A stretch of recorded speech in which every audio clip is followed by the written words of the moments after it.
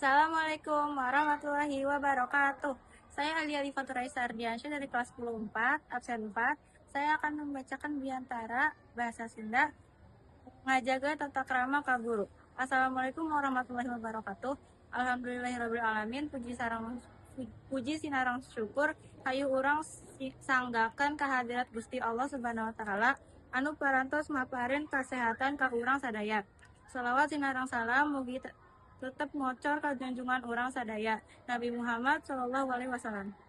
Wilujeng enjing ka Bapak Ibu hadirin, para sepuh, para tamu undangan anu kusim kuring dipihormat, teu hilap ka hadirin sadaya anu parantos sumping di ieu tempat.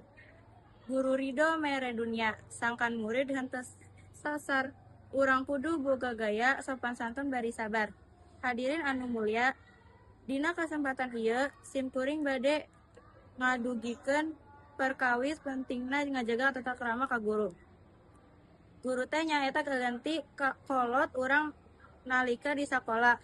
Aranjeunna anu parantos masihan cakangna elmu, ngabimbing urang tina teu terang janten terang, tina teu tiasa janten tiasa.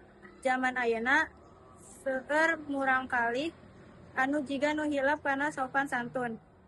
Nyarios ka guru sok bari heureuy teuing atanapi kirang hormat nalika papanggih di jalan.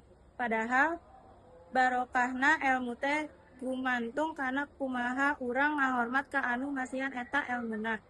Upami urang hayang sukses, hayu urang jaga basa urang, jaga paripolah urang sarta laksanakan segala piwuruk ti guru kalayan ikhlas. Mung sakitu anu tiasa kapihatur kusim kuring, bobo sapanon carang sapakon, hapunten bili aya cariosan anu kirang marena atanapi bili aya paripolah anu nyinggung kana manah. Sakali deui sim kuring beda dihapunten tina samudia kalepatan. Muga urang meneng bagja.